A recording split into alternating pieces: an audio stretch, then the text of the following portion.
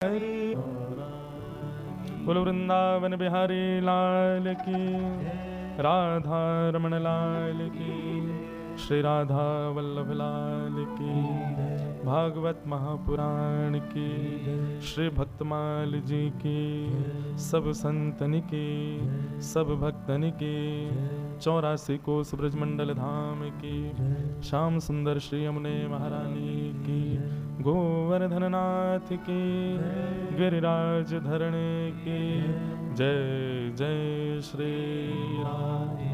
द्वारिका धीश की जय।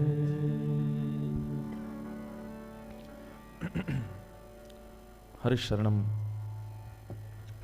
परम मंगल में प्रातपर अखिलेश्वर, अकारण करुणा वरुणालय भक्त वांछा कल्पतरु, तड़ित विनिंदित पीताम्बरधारी प्यारे श्री गिरधर लाल की महती कृपा से उस नगर में आने का पुनः अवसर प्राप्त हुआ जो हमारे लाल जी को अति प्रिय है। ये गांधी धाम। अब ताली बजाइए तो जोर से ही बजा दो। हमारे ठाकुर जी के कुछ नगर बड़े प्रिय हैं पूरे भारत में, अब भ्रमण करते रहते हैं, घुमक्कड़ लाला हैं हमारे, पर गांधी धाम उनमें शायद ऐसा कह दूं तो कोई अतिशयोक्ति नहीं है, और आप लोगों को रिझाने के लिए तो ये बिल्कुल नहीं कह रहा हूं, पर यह नगर बड़ा प्रिय है ठाकुर जी को। और उसका कारण यह है कि 1 वर्ष भी पूर्ण नहीं हुआ है और ठाकुर जी फिर से यहां दौड़े भागे चले आए हैं। पहले तो किसी की कथा स्थगित करा के आए थे, अब तो मानो ऐसा लग रहा है कि गुजरात में कोई भी कहीं भी कथा कराए तो उसके बाद के 3-4 दिन गांधी धाम ठाकुर जी को आना ही है, ऐसा उनका भाव लगता है। तो आप सब लोगों को सबसे पहले तो बहुत बहुत जय श्री कृष्ण, जोर से बोलो जय सिया राम, जय श्रीमन नारायण, प्यारे गिरधर लाल की जय हो। मंच पर विराजमान परम पूज्य ब्रह्मचारी प्रकाशानंद जी महाराज पंचमुखी हनुमान मंदिर से पधारे, आपको बारंबार प्रणाम। साथ ही परम पूज्य लघु महंत भरत दादाजी, आप पूज्य श्री पधारे, आपको भी बारंबार प्रणाम। और जिनका गत वर्ष भी मुझको बहुत स्नेह प्राप्त हुआ, ऐसी हमारी अंजार से पधारी पूज्य माता जी श्री बसुमती जी को भी बारंबार बारंबार प्रणाम। मंच पर विराजमान विप्रवृंद, उपस्थित समस्त गंधर्वजन और आप सभी वैष्णव भक्त वृंदों के हृदय में विराजमान हमारे गिरधर लाल को बारंबार प्रणाम। आगंतुक समस्त विप्रवृंदों को प्रणाम। और निवेदन, यदि आप सब विप्रवृंद यहाँ मंच पर ही विराज जाएं, हाँ सब यहीं मंच पे ही विराजें। प्रेम जी ध्यान रखें, कोई विप्र संत पधारें तो उनको मंच पे ही लिया मैं। हाँ जय हो, जय हो, जय हो। विराज जाए, ये बात में कर रहे हैं, पहले विराज जाओ। आज अनुज जी महाराज भी मंच पे ही विराज, बड़ी कृपा। तो परमानंद का विषय है कि ठाकुर जी की महती कृपा से हमारी गिरधर लाल 6 महीने के अंदर ही पुनश्च गांधी धाम पधारे हैं। मुझे तो तिथि भी याद है, कई बार कथाओं की तिथि याद नहीं रहती, परंतु 15 अप्रैल 2023 को हमारे लाल जी गांधी धाम पधारे और मंगल में वृंदावन रसामृत का सुंदर वाचन हुआ था। विराज जाओ। बहुत आनंद हुआ। और सबसे बड़ी बात कि गांधी धाम एक प्रकार से हम उत्तरवासी, जो उत्तर भारत में लोग रहते हैं ना, कच्छ की तरफ आना बहुत कम हो पाता है हम लोगों का। गुजरात भी आते हैं तो ज़्यादातर सौराष्ट्र में अपना द्वारिका या फिर सोमनाथ, वहाँ तक ही गति होती है। और कोई विशेष कारण से अगर कभी गुजरात आना हो तो बड़े महानगर अहमदाबाद को हम प्रारंभ करते हैं, जहाँ भक्तिमती मीराबाई। कथा का नाम पहले हमारे अभिषेक जी ने रखा था, भक्तिमती मीराबाई चरित्र। तो जब मुझे बताया, मैंने कहा भाई बहुत बड़ा नाम है, और नाम कुछ ऐसा हो जिसमें ठाकुर जी का नाम भी आवे। भक्तिमती मीराबाई चरित्र, मैंने कहा मीराबाई को स्वयं शायद आनंद नहीं आवेगा, जब तक गिरधर का नाम संग ना जुड़े तब तक उनको भी सुख नहीं मिलेगा। तो फिर नामकरण इस क्रम का हुआ मीरा के गिरधर। अधिकतर जितने भी पद मीराबाई के हैं उनमें भी मीराबाई अपनी छाप ऐसे ही छोड़ती हैं, मीरा के प्रभु गिरधर नागर। मानो यहीं से ही मीराबाई का भाव आप समझ लो। कोई भी व्यक्ति कुछ श्रेष्ठ करता है तो अपनी छाप छोड़ता है, अपने ऊपर श्रेय लेता है। मीराबाई ने जहां भी छाप लगाई है अपने पदों में, अकेली मीरा के नहीं, मीरा के प्रभु गिरधर नागर, मीरा के गिरधर। जैसे वृंदावन का नाम सुनते ही कृष्ण याद आते हैं, द्वारिका का नाम सुनते ही कृष्ण याद आते हैं, बद्रीनाथ का नाम सुनते ही कृष्ण याद आते हैं, जगन्नाथपुरी का नाम सुनते ही कृष्ण याद आते हैं। ऐसे ही बंधुओं हमारी भक्ति हो, हमारा नाम कोई लेवे कृष्ण याद आवे।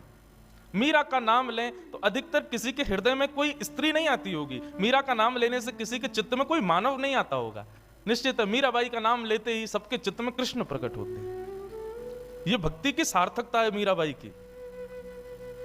कहां कृष्ण कृष्ण कहने से कृष्ण प्रकट नहीं होते, लेकिन आप किसी नास्तिक व्यक्ति के सामने कह दो मीराबाई, चित्त में तुरंत कृष्ण प्रकट हो जाएंगे, उसके चित्त में हृदय में तुरंत ऐसा आएगा श्री कृष्ण की भक्त मीरा। हमारी भक्ति भी ऐसी हो। मीराबाई के नाम से ही हम लोग प्रथम बात सीखते हैं। मीराबाई का जब आप चरित्र सुनेंगे ना बंधुओं, तो मीराबाई के रूप का वर्णन जब किया जाता है तो इतनी सुंदर है मीराबाई, इतना सुंदर स्वरूप है, बिल्कुल कमल जैसे नेत्र। जैसे कहते हैं ना कि ठाकुर जी के अर्चक ठाकुर जी जैसे होते चले जाते हैं। क्यों? ठाकुर जी के अर्चक ठाकुर जी जैसे इसलिए हो जाते हैं क्योंकि उनका श्रृंगार लालन पालन सब ठाकुर जी ही करते हैं।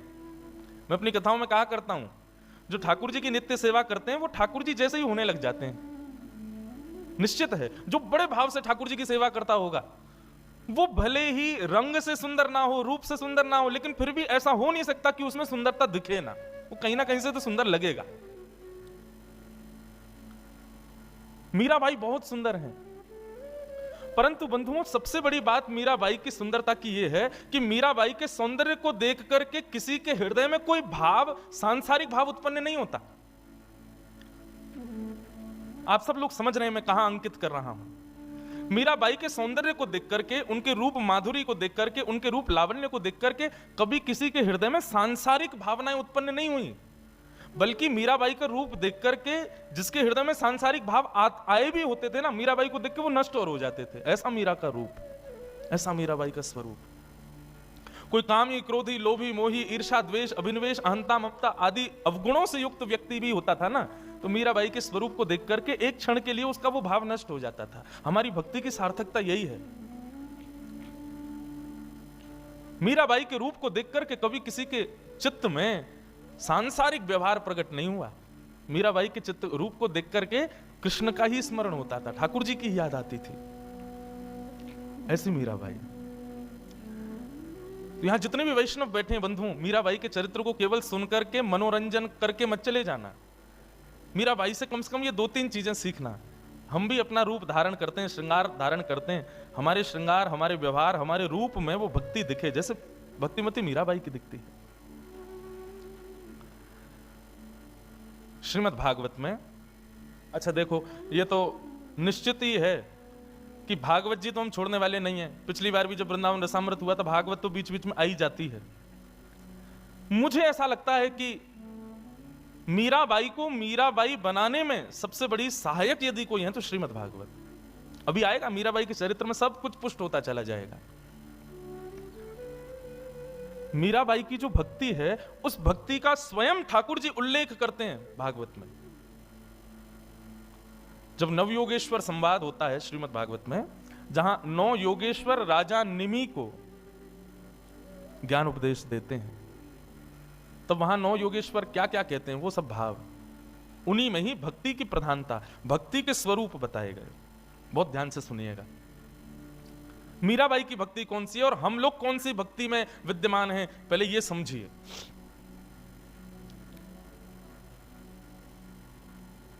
उत्तम, मध्यम और साधारण, 3 प्रकार की भक्ति होती है। उत्तम भक्ति का रूप क्या है? सर्वभूतेषु यः पश्येत् भगवद्भावमात्मनः भूतानि भगवत्यात्मन् एष भागवतोत्तमः। बहुत सावधानी से सुनो सब लोग। सर्वभूतेषु यः पश्येत् भगवत भावमात्मनः भूतानि भगवत्यात्मन एष भागवतोत्तमः। उत्तम भागवत का लक्षण क्या है? भागवत मतलब भक्त। उत्तम भागवत का गुण क्या है? तो कहते हैं सर्वभूतेषु यः पश्येत् भगवत भावमात्मनः। नेत्रों के आगे दिखने वाले हर जीव में, हर वस्तु में, हर भाव में श्री कृष्ण विराजमान है, ऐसा दर्शन करता हो। मीराबाई किसी काले व्यक्ति को देखती ना, तो जो काला व्यक्ति जिसकी सब उपेक्षा करते थे, अरे देखो ये तो काला है, अरे देखो ये तो ऐसा है, ये तो वैसा है, मीराबाई जब उसको देखती तो उसके पास चली जाती और उसको देखने लग जाती। काला व्यक्ति या काली स्त्री जो भी होती वो आके कहती, आप हमको ऐसे क्यों देख रहे हो? सब तो हमारे रूप को देख के इधर उधर भागते हैं, आप हमारे रूप को देखने आई हो। तो मीराबाई कहती, मैं तुम्हारे रूप को देखने इसलिए आई हूं क्योंकि कृष्ण ने तुम पर कितनी कृपा की है। बोले कृपा? क्या कृपा की मुझ पर? बोले अपना वर्ण तुमको दिया है। कृष्ण वर्ण है, श्याम सुंदर भी काले हैं और उन्होंने अपने जैसा वर्ण तुमको भी प्रदान कर दिया। तुम कितने सौभाग्यशाली हो। बंधुओं, सब में ठाकुर जी को देखने का मतलब यह नहीं है कि जिसको देखो उसी को ही श्री कृष्ण मान के प्रणाम करो, उसी की बलैयां लो, उसी को माला पहनाओ। सब में कृष्ण को देखने का मतलब है कृष्ण में अनंत गुण हैं, उन गुणों को सब में खोजो, सब में देखो। छोटे छोटे बालक कई बड़े ऊधमी होते हैं तो हम लोग सहज ही बोलते हैं कन्हैया है, कन्हैया जैसा ऊधम मचाता है, बाल कृष्ण है। लेकिन छोटा बालक है इसलिए हमको उसमें ठाकुर जी दिखते हैं। जैसे ही वो विकार युक्त बड़ा होता है तो उसमें हमको दोष दिखने लग जाते हैं, उसमें फिर ठाकुर जी नहीं दिखते। मीराबाई की दृष्टि ऐसी नहीं है। उत्तम भागवत की दृष्टि ऐसी कि सामने जो दिखे सब में हम गुण ही देखें, सब में हम ठाकुर जी को ही देखें, सब में हमको कोई ना कोई सद्गुण ही दिखाई दे। स्पष्ट श्रीमद् भागवत में लिखा है, जो सर्वभूतेषु यः पश्येत् भगवद भावमात्मनः, जो सब में मेरा दर्शन करे और जब मुझको देखे तब मुझ में ही सबको देखे। यही माताजी हैं, यही पिताजी हैं, यही पति हैं, यही पुत्र हैं, यही सखा हैं, यही बंधु हैं, सब कुछ यही हैं जो सामने दिख रहे हैं। ये दो भाव जिसके हृदय में हो वो उत्तम भक्त है। हमारे भीतर हैं ये दोनों भाव? नहीं। अभी अपनी दृष्टि घुमा के अगल बगल आगे पीछे देखो, किसी में आपको ठाकुर जी दिख रहे हैं या ठाकुर जी जैसा गुण दिख रहा है? नहीं दिखेगा। या फिर ठाकुर जी का दर्शन करने जाओ तो सबको ही ठाकुर जी में दिख जाए, ऐसी भावना भी हमारी नहीं है। तो उत्तम भागवत हम तो नहीं बने अभी। मीराबाई उत्तम है, अभी एक गुण सुना, अभी देखना बहुत सारे गुण बताएंगे, सब मीराबाई में घटते हैं। सबको देखे तो सब में ठाकुर जी, और जब ठाकुर जी को पाले तो सब ठाकुर जी में। ये उत्तम भागवत है। मध्यम भागवत कौन है? मध्यम भक्त कौन है? ईश्वरे तदधीनेषु बालशेषु द्विषस्त्व च प्रेम मैत्री कृपापेक्षा यः करोति स मध्यम। हाँ, उत्तम तो हम लोग नहीं है लेकिन मध्यम हम लोग हो सकते हैं। मध्यम भक्त का लक्षण क्या है? तो कहते हैं ठाकुर जी से तो प्रेम करे और तद अधीनेषु, भगवान के जो अधीन है मतलब भगवान के जो भक्त हैं उनसे मैत्री करे। मतलब भगवान के अधीनों के प्रति भगवत भाव नहीं है। ठाकुर जी अलग हैं, भक्त अलग हैं, ऐसी भावना आ गई। उत्तम भागवत तो भक्त को भगवान को समान ही मानता। अभी अभी चैतन्य महाप्रभु को अनुगत्य प्राप्त करके मीराबाई का जो पद था वही हमने गाया। उसमें मीराबाई क्या कहती हैं? कहां तो यशोदा मैया के उखल में बंध जाते हो, कहां तुम माखन चोरी करते हो और यहां पर विरक्त भाव में घूम रहे हो। हे श्री कृष्ण, तुम ही गौर चैतन्य के रूप में प्रकट हुए हो, मैं जानती हूं। मीराबाई कह रही भक्त में और भगवान में भेद नहीं मानता उत्तम भागवत, वो समभाव रखता है। लेकिन मध्यम भागवत भेद मानता है। ये भगवान है, ये उनके भक्त हैं, इसलिए मध्यम हम लोग हो सकते हैं, उत्तम नहीं है हम लोग। बहुत सावधानी से सुनना। आप लोग कहेंगे मीरा चरित्र कहना, ये तो भागवत जी सुना रहे हैं। नहीं, जब तक ये पुष्ट नहीं करेंगे तब तक आपको लीलामृत में कहीं ना कहीं इन्हीं आधार पर ही कथा चलेगी। इसलिए आधार की पूर्ति के लिए ये सुनना तो आवश्यक है। तो ठाकुर जी से प्रेम करे और उनके अधीन रहने वाले भक्तों से मैत्री करे। जो ठाकुर जी के बारे में नहीं जानते उन पर कृपा करे, और जो कथा से संबंध नहीं रखते, ठाकुर जी से संबंध नहीं रखते, उनकी उपेक्षा करे। यह मध्यम भागवत है। उत्तम, मध्यम, और तीसरा है साधारण। साधारण भक्त का लक्षण क्या है कि आचार्यामेव हरे पूजाम यश्रद्धेहते न तद्भक्तेषु चान्येषु सभक्त प्रकृत स्मृत। साधारण भक्त का लक्षण क्या है? तब कहते हैं केवल अर्चावतार के प्रति भाव रखे, ठाकुर जी की मूर्ति पूजा में निष्ठा रखे, उसके अतिरिक्त ना भक्तों में ज्यादा निष्ठा रखे, ना संतों में ज्यादा श्रद्धा रखे, ना ज्यादा उसको सत्संग में रुचि लगे। ऐसा व्यक्ति कौन कहलाता है? साधारण। तो साधारण तो हम नहीं है, उत्तम भी हम नहीं है, लेकिन हाँ मध्यम हम हैं। पर जिनकी लीला सुनने के लिए हम लोग बैठे हैं, जिनका चरित्र सुनने के लिए हम लोग बैठे हैं, वो कौन है? वो है उत्तम। वे उत्तम है। सर्वभूतेषु यह पश्येत भगवद भावमात्मन। उत्तम भागवत के फिर कई सारे लक्षण भगवान स्वयं बताते हैं। उत्तम भागवत का एक लक्षण बताते हुए ठाकुर जी कहते हैं, न काम कर्म बीजानाम यस्य चेतसि संभव वासुदैवैक निलयः स वै भागवतोत्तम। उत्तम भागवत जो होता है वो अपने आप को कोई शरीर नहीं मानता। मैं एक शरीर हूं, इसको नहलाना धुलाना, इसकी मन इच्छा पूरी करना है, इसको ये खिलाओ, इसको वो पिलाओ, इसको ऐसा कराओ। वो अपने शरीर को अपना ना मान के उसकी इच्छा पूर्ति में नहीं लगा रहता। वो अपने शरीर को वासुदेवैक निलय, अपने शरीर को ठाकुर जी का घर समझता है।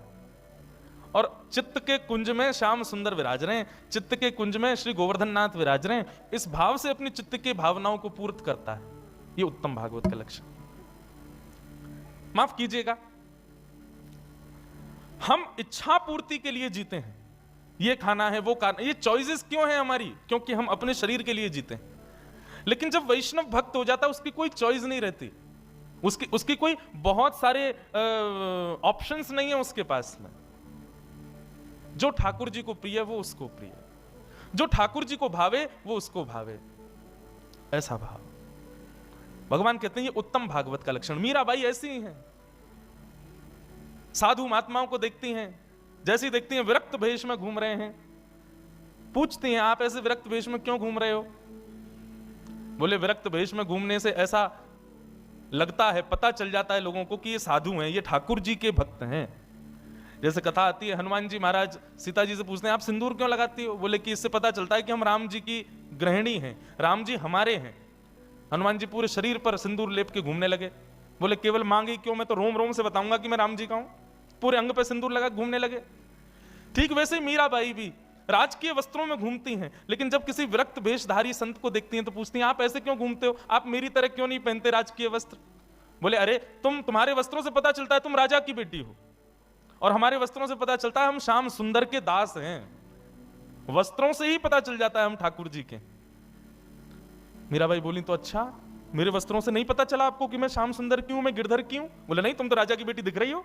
बस उसी समय वैरागन वेश धारण किया। मैं गाता हूं, जिन भेषा मारो सावरो रीझे, जिन भेषा मारो सावरो रीझे, जिन भेषा मेरो गिरधर रीझे, जिन भेषा मेरो गिरधर रीझे, ओ जिन भेषा राधा रमण जुरीझे, जिन भेषा राधा रमण जुरीझे, मैं तो सोही भेष धरूंगी हो, मैं तो सोही भेष धरूंगी। अब हमारे मंच पर महात्मा विराज रहे हैं, रूप से ही पता चल रहा है कि ये ठाकुर जी के भक्त हैं। अभी अभी ब्राह्मण देवता पधारे, नीचे विप्र देवता विराज रहे हैं। उनकी धोती से, उनके मस्तक के तिलक से, हमारी वेशभूषा से चाहे लोग नहीं भी जानते हो तब भी आकर के प्रणाम ही करते हैं। कई बार लोग नहीं जानते लेकिन हमारी वेशभूषा देख के केवल प्रणाम करने आ जाते हैं। मैंने कहा आप हमको जानते? बोले नहीं जानते तो नहीं है। मैंने कहा प्रणाम क्यों किया? आपकी धोती से, बगलबंदी से लगता है कि आप जरूर पंडित जी हो, आप जरूर ब्राह्मण देवता हो, आप जरूर ठाकुर जी के हो, इसलिए प्रणाम। अरे भेष ही बता रहा है कि हम ठाकुर जी के हैं। यही बात श्रीमद् भागवत में भगवान नवयोगेश्वर संवाद में कहते हैं, जो अपने तन को अपना ना मान के मेरा घर समझे और उसी तरह उस घर को सजावे, वो मेरा उत्तम भागवत है।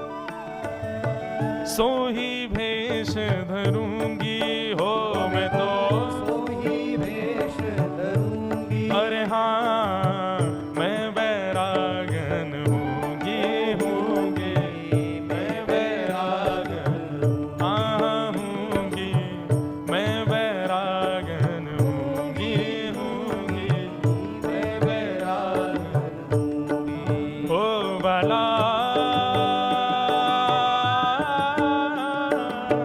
मैं बैरागन होंगी, मैं बैरागन होंगी, मैं बैरागन होंगी, मैं बैरागन।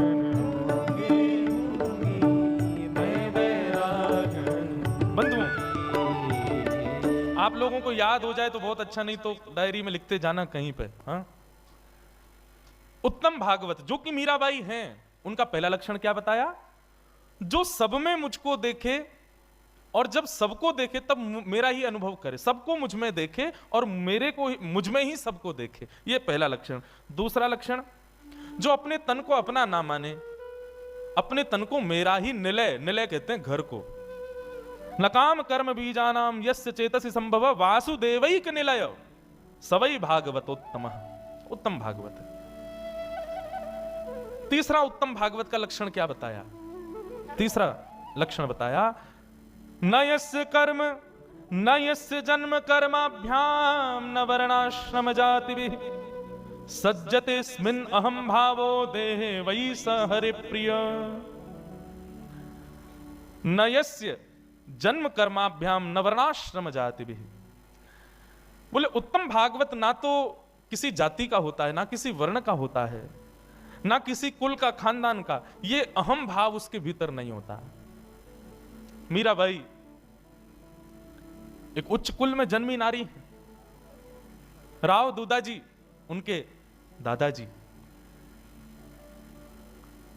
जो कि एक प्रतापी राजा थे, लेकिन उनके यहां रहने के बाद भी एक जगह प्रसंग आता है कि एक संत ने मीराबाई से परिचय पूछा कि मीराबाई तुम्हारा परिचय क्या है?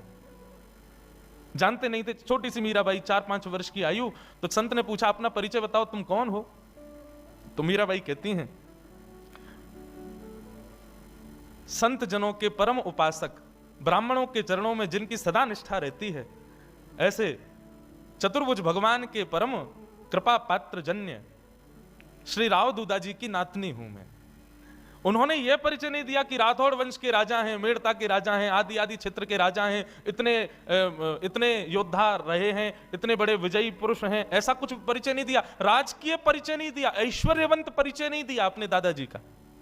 परिचय क्या दिया कि संतों के, ब्राह्मणों के परम उपासक राव दूदाजी की मैं वंश में उत्पन्न हुई एक बालिका हूं, मेरा नाम मीरा है।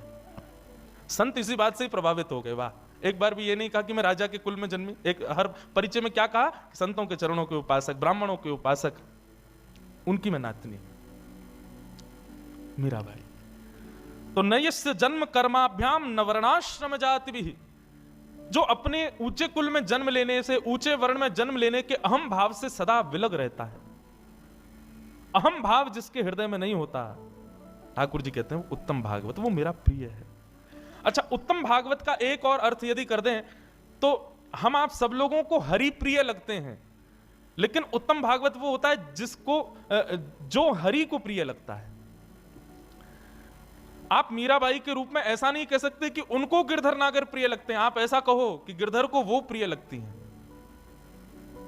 ठाकुर जी तो सबको प्रिय लगते हैं, लेकिन मीराबाई ठाकुर जी को प्रिय लगती है। ब्रज की गोपियां ठाकुर जी को प्रिय लगती हैं। इस प्रकार बंधुओं, उत्तम भागवत के कई सारे लक्षण बताए, आज 3 ही सुनो, और भी बताएंगे। और मीराबाई में सब ये गुण लक्षण ढूंढना और धीरे धीरे हमें आवे, ऐसा विचार करना। भक्तिमती मीराबाई। मीराबाई अपने पूर्व जन्म में बंधुओं एक माधवी नाम की गोपी थी। एक बात सदैव याद रखना, जब तक विरह व्याप्त जीवन में नहीं होगा ना, तब तक ठाकुर जी का दर्शन नहीं हो सकता। ठाकुर जी को जीवन में प्रकट विरह ही करेगा। भक्ति में विरह नहीं आया, ठाकुर जी प्रकट नहीं होंगे। मीराबाई का विरह बहुत बड़ा है। हम लोग सुनते हैं पूरा जीवन उन्होंने विरह सहा। पूरा जीवन नहीं बंधुओं, पूरे एक युग तक मीराबाई ने विरह सहा है। माधवी नाम की गोपी हैं मीराबाई। नन्हे से गोपाल जी अपने द्वापर युग की कथा, पहले पूर्व जन्म की कथा सुने मीराबाई की। ठाकुर जी अपने सब ग्वाल बालों के साथ में आनंद करते हैं। सब ग्वाल बालों के साथ में ठाकुर जी नन्हे से गोपाल जी खेल रहे थे। मधुमंगल, श्रीदामा आदि ये सब तन सुखा, मन सुखा, धन सुखा, ये सब ठाकुर जी के सखा हैं। बहुत ध्यान से सुनो, ये सब सखा हैं ठाकुर जी के। एक दिन ठाकुर जी सब ग्वाल वालों के संग खेल रहे थे। सो ठाकुर जी का सखा श्रीदामा बीच खेल से ही जान लगो। ठाकुर जी बोले, अरे भैया कहां को जा रहे हो? लाला मैं तो अपनी ससुराल जा रहा हूं। ठाकुर जी तुरंत पहुंच गए श्रीदामा के पास, हाथ पकड़ लियो। बोले, ससुराल जी कौन सा काम है भैया? ब्रजभाषा समझ में आ रही है? देखो भैया, आप सब लोग अधिकतर यहाँ अहीर समाज के लोग बैठे, आप सब लोग ब्रज से ही हो, आपके सब पूर्वज ब्रज के ही हैं। ब्रज भाषा तो समझ में आनी चाहिए, आपके द्वारिकाधीश की भाषा है। ठाकुर जी बोले, भैया ए श्रीदामा जे कौन सा गांव है? ससुराल। श्रीदामा बोलो, अरे बाबड़े ससुराल गांव ना होवे। बोले, तो फिर का होवे ससुराल? बोले, ससुराल होवे ब्याह एवे के बाद में एक नहीं दो घर है, जहां एक तो होवे अपनी मैया को घर, पिता को घर, और एक होवे पत्नी के मैया पिता को घर, वाकू कहें ससुराल। ठाकुर जी बोले, तेरी बात मेरे पल्ले नहीं पड़ रही लाला। अरे ससुराल कहा होवे मुझको जल्दी बता। बोले, अरे ससुराल मतलब पत्नी को माय को। ठाकुर जी बोले, पत्नी? जी पत्नी कौन होवे भैया? श्रीदामा समझा रो है, अरे लाला तू तो बड़ो भोरो है, नेक बड़ो है जाएगा तो तेरो ब्याह है जाएगा, तेरी पत्नी आ जाएगी। ठाकुर जी बोले, मेरी पत्नी आवेगी? बोले, हम बे तो फिर मेरो ससुराल कहां है? श्रीदामा बोला, मो का पता तेरो ससुराल कहां है, जब ब्याह होगा तब पता चलेगी तेरो ससुराल कहां है। अब तो ठाकुर जी हट करने लगे, बोले, ना मेरो ससुराल बता, मेरो ससुराल कहां है? श्रीदामा बोलो, अरे अपनी मैया से जाके पूछ ले, तेरी मैया बता देगी तेरो ससुराल कहां है। ठाकुर जी खेलते कूदते आज घर आए। यशोदा मैया रसोई घर में प्रसाद सिद्ध कर रही है। ठाकुर जी आके गोद में बैठ गए, बोले, मैया मेरो ससुराल कहां है? अब तो जैसे ही मैया ने सुनी मेरो ससुराल कहां है, लाला बोल लो। मैया बोली, लाला जी कहां से सीख आए हो? बोले, आज मैया मैं खेल रहे हो तो श्रीदामा अपनी ससुराल गए हो, तो वो बोलो मैं ससुराल जा रहा हूं, तब से मेरे मन में आ रही मेरो ससुराल कहां है। मैया बोली, ससुराल लाला जब ब्याह जाएगा तब आएगा ससुराल। बोले, जय श्रीदामा कह रहा हूं, मेरो ब्याह कब होएगा मैया? बोले, अरे अभी तू बड़ो तो है जा लाला, तू पे मोह दोनों आवे ना, मैं खवाऊं तो खावे, मैं चलाऊं तो चले, मैं उठाऊं तो उठे, मैं नभाऊं तो नहावे। जब बालक बच्चे सब अपने आप अपने कामन को करने लगे तब उनको ब्याह कर दिया जाए, तब उनके काजे बहू आवे, तब ससुराल होवे। ठाकुर जी बोले, मैया मैं सब काम कर लूंगा अपने आप, तू मेरा ब्याह करा दे। और मेरे काजे बहू लिया। मैया बोली, नेक बड़ो तो है जा लाला, कहां ते लाऊं तेरे काजे बहू? ठाकुर जी बोले, या तो मेरे काजे बहू ला, नहीं तो श्रीदामा अपनी बहू ला रहा हो, बाकी बहू को मैं ले आऊंगा, वो बहू मेरी है जाएगी। मैया जोर से हंसी, बोले, लाला तेरी बात ऐसी ऐसी बात बनावे, बैठो बैठो। मैया बोली, करा दूंगी तेरो ब्याह, ज्यादा चिंता मत करे। अब तो ठाकुर जी रोने लगे, मैया मेरो अभी ब्याह करा, अभी ब्याह जाऊंगा मैं, तो अभी ब्याह करूंगा। यशोदा मैया परेशान है गई, बोले, लाला चल करा दूंगी तेरो ब्याह, अब रोवे मत। बोले, कब करावेगी? तिथि बता मोकू, तिथि बता, दिन बता, समय बता, सब बता, तभी जाऊंगा यहां पे। यशोदा मैया तो ऐसी परेशान भाई। ऐसे हमारे नन्हे से गोपाल जी बहू की और ससुराल की आस में बैठे। श्री दामा को ब्याह माधवी गोपी से भयो, माधवी सखी से भयो। माधवी आज श्री दामा माधवी को लेने के लिए ससुराल गए। ससुराल से जैसे ही माधवी आने लगी, सो मैया ने पढ़ा दी माधवी और पढ़ा लिखा करके भेजी। बोले, देख तू अपने ससुराल जा रही है, जमाई राजा लेवे आए हैं, लेकिन ध्यान रखियो, याद रखियो, ससुराल में सबको सम्मान करियो, सबको आदर करियो, सबसे प्रेम से रहियो। मैया खूब सिखा पढ़ा के भेजी अपनी बहू को। लेकिन तेरे पति को एक सखा है, वाको नाम कृष्ण है, बस वहां से सावधान रहियो। क्यों मैया, वहां से सावधान क्यों रहूं मैं? बोले अरे मैंने सुनो है वो कन्हैया जाकू अपना रूप दिखा दे, जाकू एक बार अपनी तिरछी नजर से देख ले, वाको फिर गृहस्थ आश्रम गृहस्थ जीवन बर्बाद है जाए।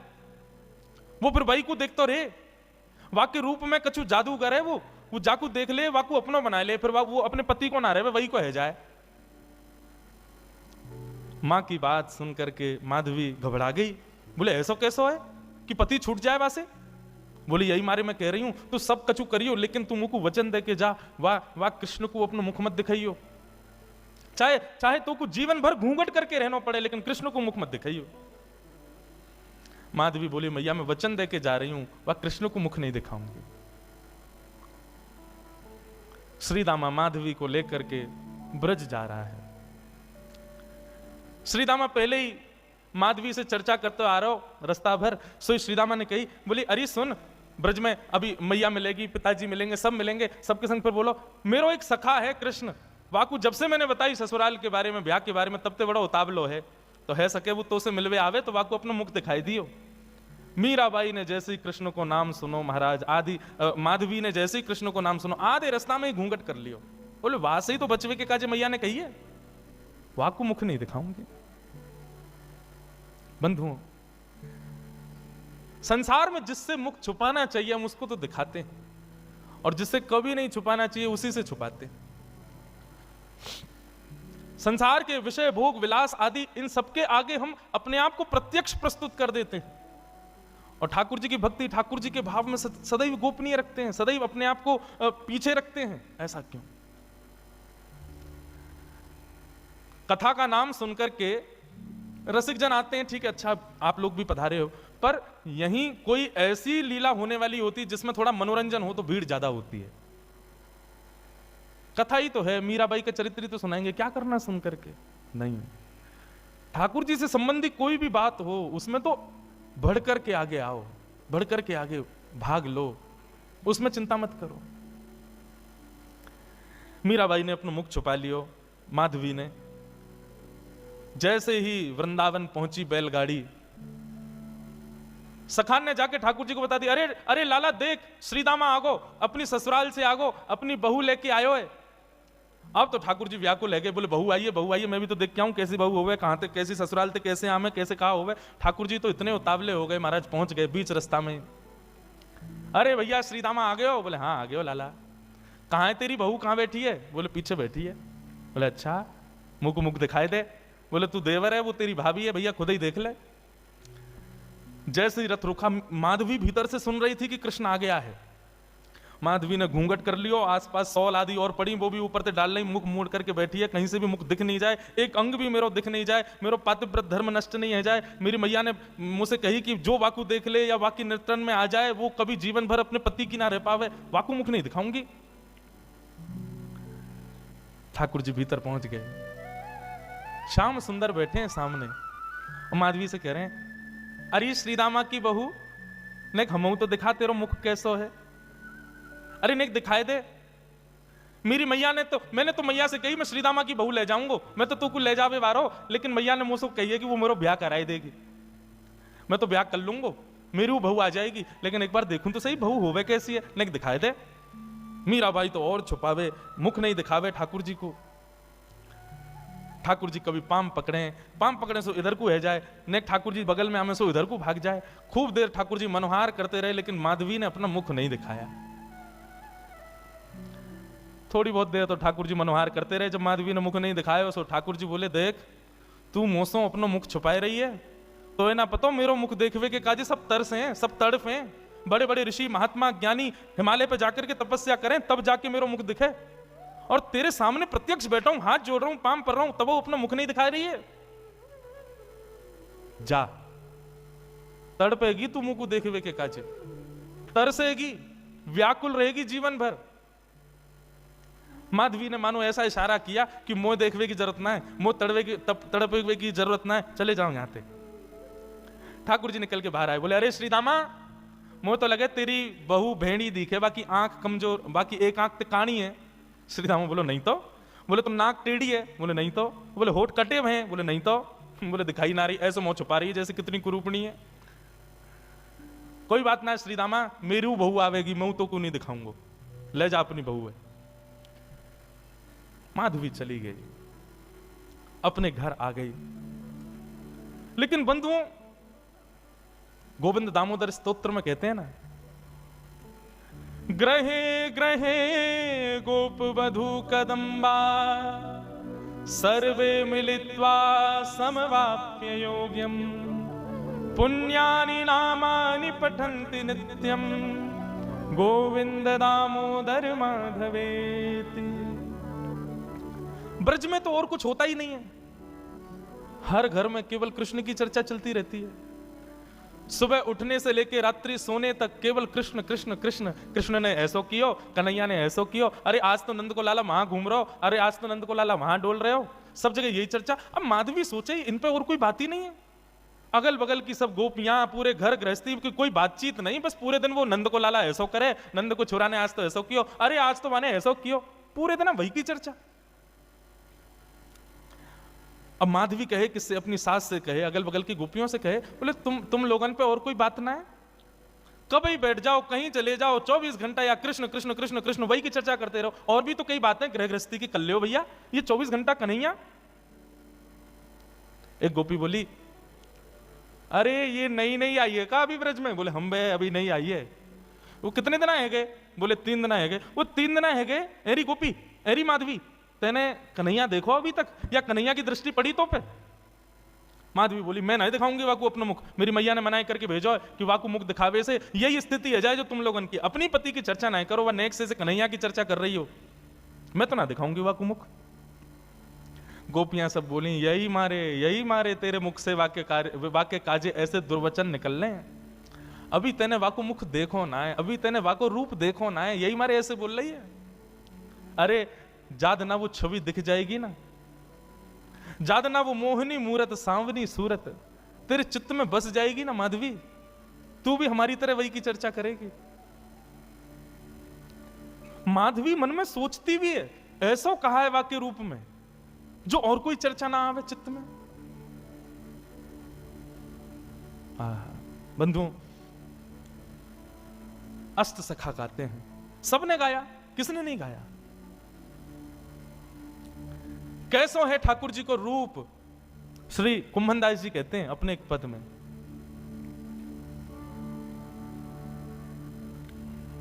नैना पलक लागे नहीं रूप देखे। अरे माधवी, वह कन्हैया को रूप कैसो है? बोले नेत्रन से जब वो सामने दिखेगा ना, तो जैसे पलक मानो झपकनो अपने आप को भूल जाएंगी, ये पलक नीचे आनो भूल जाएंगे। आज हम संसार की कोई वस्तु देखें तो पलक ना जाने कितनी बार झपके, हमें खुद को पता ना चले। बोले श्याम सुंदर जब नेत्रन के सामने आएंगे तो पलक भी भूल जाएंगे कि हमको झपकनो है, ऐसा रूप है वाको। गोवर्धन के अंग अंग प्रति निरख नैन मन रहत नहीं। अरे वाको एक एक अंग ऐसा है कि एक अंग को देखेगी तो वर्षों तक एक ही अंग को चिंतन चलता रहेगा। ऐसा ना है कि एक बार में नेत्रन को भी देख ले, मुख को भी देख ले, कानन को भी देख ले, हाथ भी देख ले, पाँव नहीं, एक बार में एक ही अंग दिखेगा और वही कोई चिंतन चलता रहेगा। कहरी कहो कछु कहत न आवे, चुत चुरायो वे मांग दही।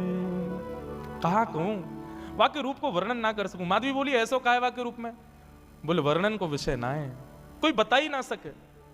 अरे कितनों बड़ो वक्ता आ जाए, वाक्य रूप को वर्णन कोई ना कर सके। कुंभन दास प्रभु के मिलवे की, कुंभन दास प्रभु के मिलवे की, सुंदर बात सखियन सो कहे।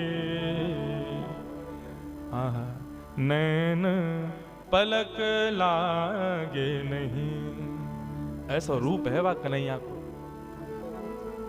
अब तो माधवी पतो चल जाए या गली में कन्हैया है तो वह गली में ना जावे, पतो चल जाए कि यहां से अभी गुजरे तो वहां नहीं जावे, हर जगह से अपने आप को बचावे।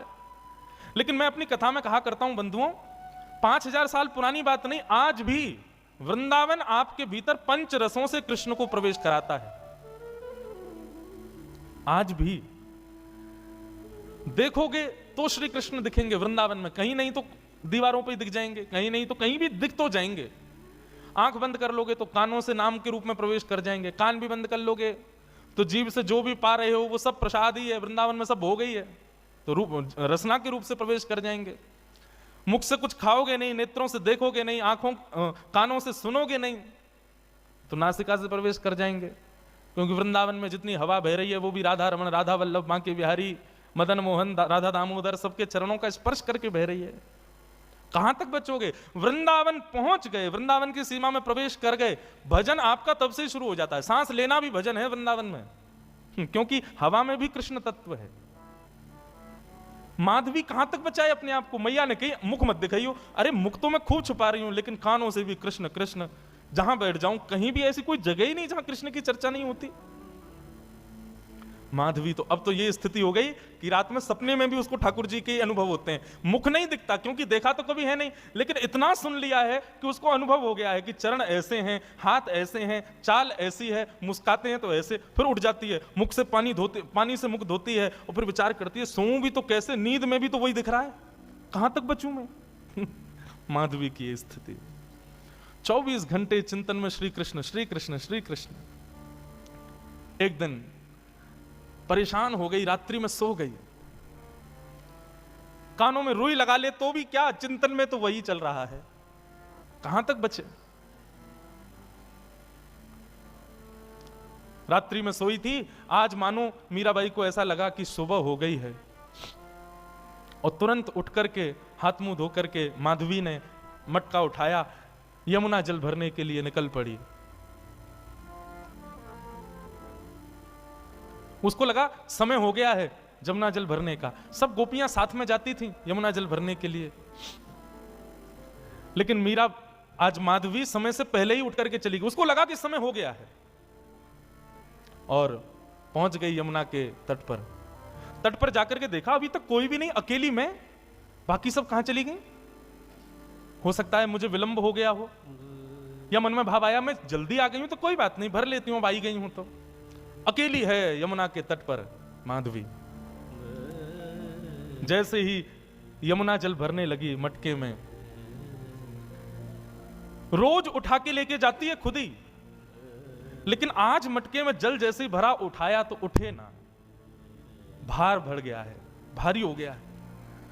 अब तो लगी है उसको उठाने में, कभी खूब प्रयास करती है, खींचती है, आसपास देखती है कोई आ जाए, कोई आके उठवा दे।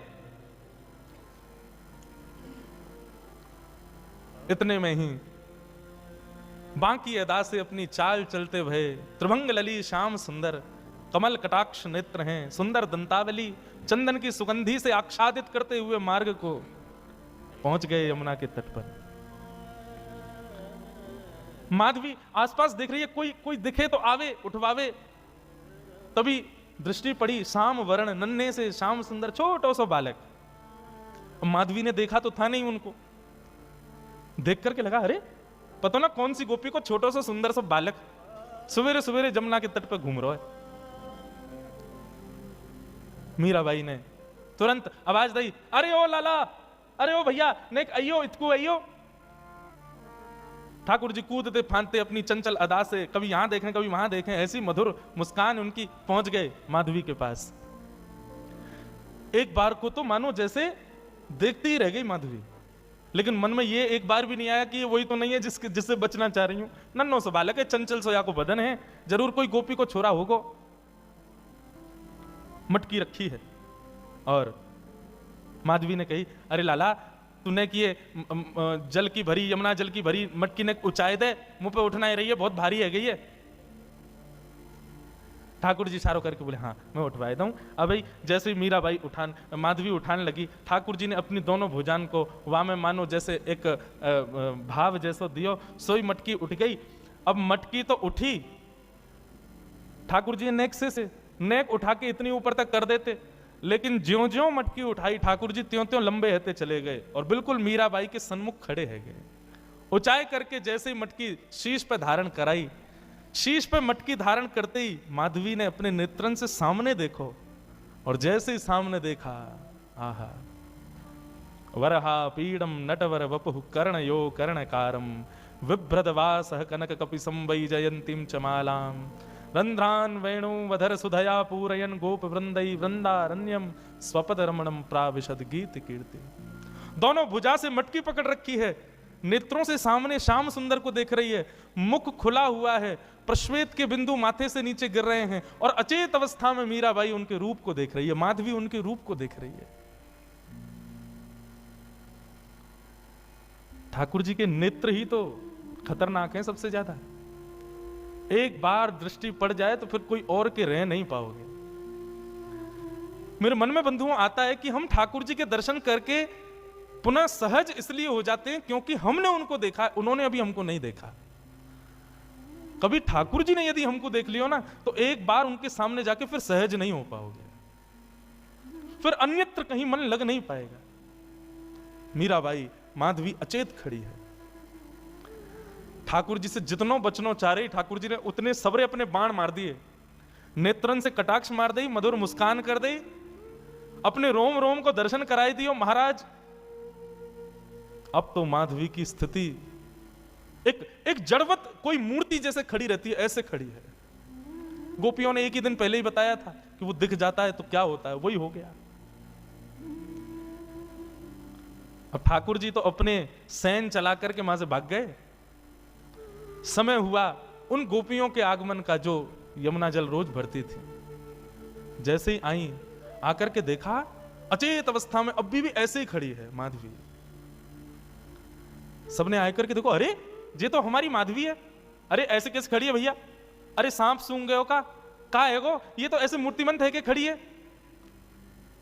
कोई हाथ पकड़े, कोई पांव पकड़े, कोई मुख को खींचे, थोड़ी हिलावे, लेकिन बिल्कुल मूर्तिमंत। नेत्रों से केवल 2 अश्रुबिंद गिर रहे हैं, आंखें पलक झपक भी नहीं रही हैं, मानो केवल देह खड़ा हो, चित्त वृत्ति तो ले गया अपने साथ, खड़ी। एक गोपी बोली, अरे का है गो, कोई ने टोना कर दियो का, कोई ने मंत्र फूक दियो का। एक गोपी मंद मंद मुस्काए के बोली, बोले कहीं ऐसा तो ना है नंद जी को छोना ने देख लियो होए। अरे जो ज्यादा वासे बचवे को प्रयास करे वो वही कोई पकड़े। ये बहुत घूमती ना, वाकू नहीं देखूंगी, वाकू मुख नहीं दिखाऊंगी, वासे वाकू वाकी तरफ नहीं करूंगी। मुझे लगे कहीं वही ने तो याकू अपनो दर्शन नहीं करा दियो।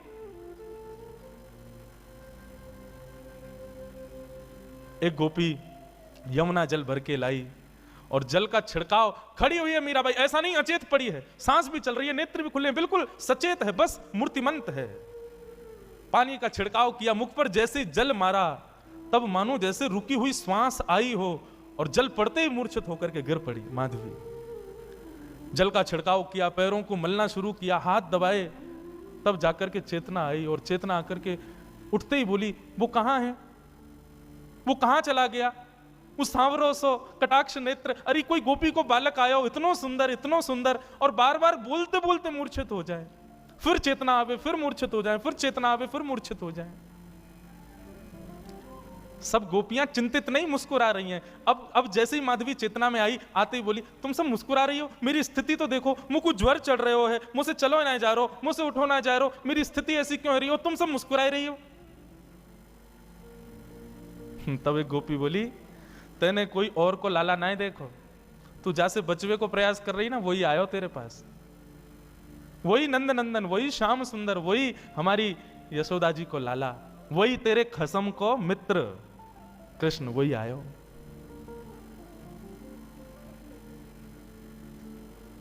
मीराबाई माधवी अब तो बेचैन हो गई, मैं कहां करूं, कहां जाऊं, मुझको घबराहट है रही है, मैं मुंह से उठो ना जा रहा हूं, मुंह से चलो ना जा रहा हूं, मैं बोल भी ना पा रही, बार बार अचेतना है रही है, कछु करो ना। सब प्रकार के प्रयास किए, लेकिन माधवी कहे नहीं, अब तो एक ही उपाय है कि वाके सामने मुंह को ले चलो, मुंह को दिखाए दो, वहां को रूप दिखाए दो।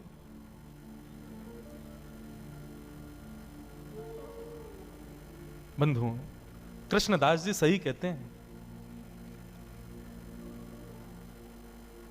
सजल श्याम घन वरण लीन है, फिर चित अनत न भटक्यो, मेरो मन गिरधर छवि पे अटक्यो। मेरो मन गिरधर छवि पे अटक्यो मेरो मन गिरधर। गाओ बंधुओं, माधवी मीरा इनके चरित्र को सुन तो रहे हम, पर ये स्थिति होना असंभव है। पर जिसके संग भी होती है ना, उसको ब्रह्म सुख जैसा लगता है। माधवी कह रही है मुझे कष्ट हो रहा है, लेकिन कष्ट अनुभव ऐसा है भी नहीं कि मुझे कष्ट हो रहा है। सांसारिक देह की स्थिति पूछो तो मैं कष्ट में हूं, पर मेरी अंतरात्मा से पूछो तो मैं ब्रह्म सुख में हूं। मुझे आनंद आ रहा है, मुझे छेड़ो मत, रहने दो इसी अवस्था में। ऐसी स्थिति हो गई माधवी की। मेरो मन गिरधर छवि पे अटक्यो मेरो मन गिरधर छवि पे। बंधुओं सुनो, नेत्र बंद करके अपने चित्त में ठाकुर जी का स्मरण करो, दिव्य झांकी का अनुभव करो और संग संग गाओ, मधुर भाव से गाओ, ठाकुर जी को याद करके गाओ।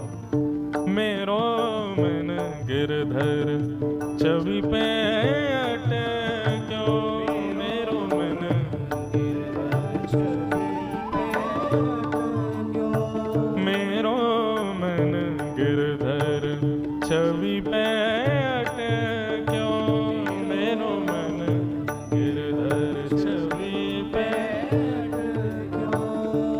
हो ललित त्रिभंगी चाल पे चल के, ललित त्रिभंगी चाल पे चल के, ललित त्रिभंगी चाल पे चल के, ललित त्रिभंगी चाल पे चल के। चिबुक चारू गड़ी ठट क्यों हो, चिबुक चारू गड़ी ठट क्यों मेरो मन गिरधर छवि पे अटक्यो मेरो मन गिरधर छवि पे अटक्यो मेरो मन गिरधर छवि पे अटक्यो गिरधर छवि। बोलो गिरधर गोपाल की जय। जय हो प्राणनाथ।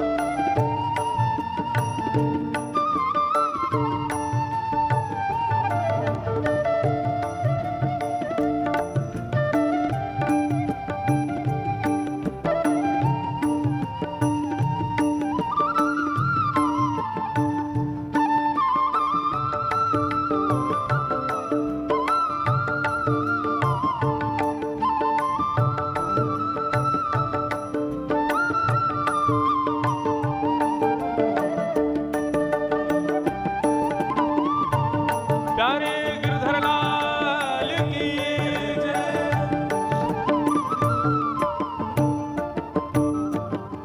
सजल श्याम घन वरण लीन है,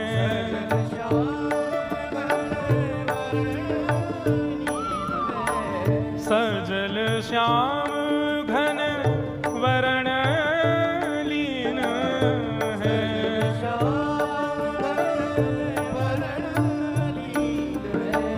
फिर चित अनंत न भट क्यों हो,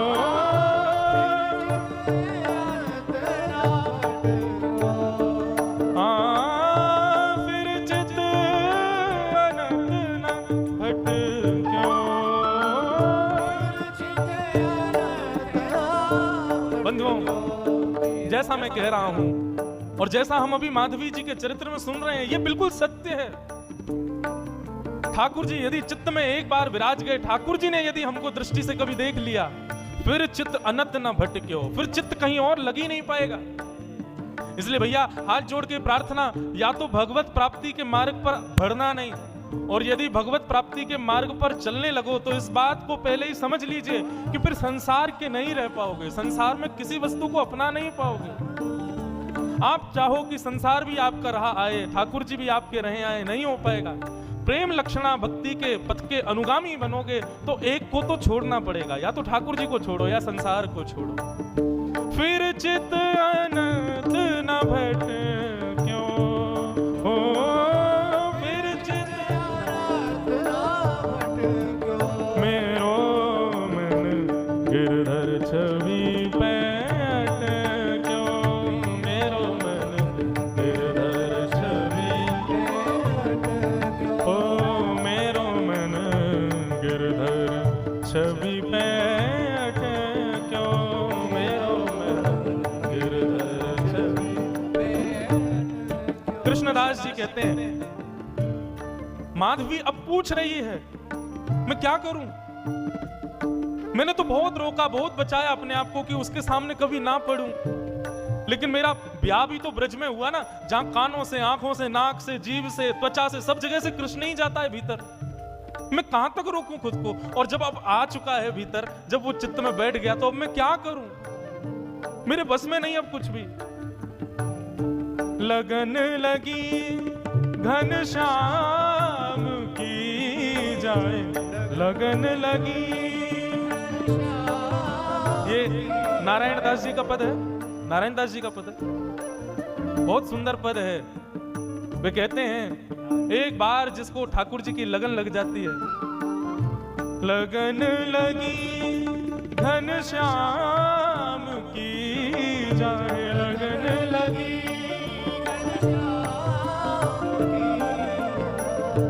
लगन लगी घनश्याम की जाए, लगन लगी।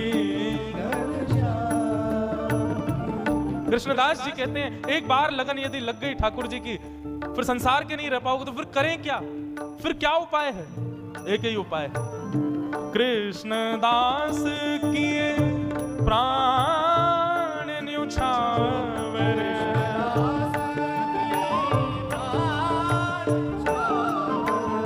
कृष्णदास किए प्राण न्योछावर,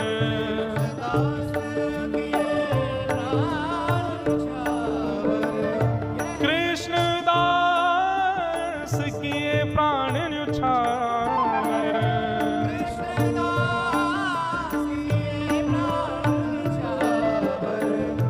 यह तन जग सिर पट क्यों,